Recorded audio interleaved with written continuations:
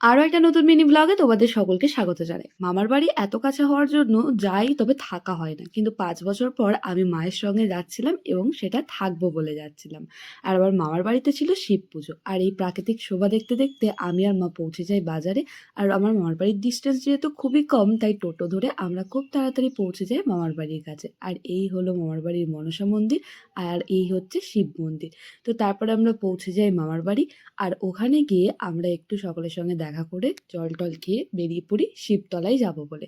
তাই এখানে আমার মাসতুতো দিদিও এসেছিল, তার সঙ্গে মামি, দিদা, বোনেদের সঙ্গে আমরা যাচ্ছিলাম পুজোতলায়। তো গিয়ে দেখলাম ওখানে তো বেশ ভালোই ভিড়, আর সেদিন গরমটাও বেশ ভালোই ছিল। আর যজ্ঞের এখানে সবকিছু আয়োজনও হয়ে গেছিল, আর এখানে হচ্ছিল তারপর আমরা চলে আসি বাড়ি আর করে নিই আমাদের দুপুরের লাঞ্চ।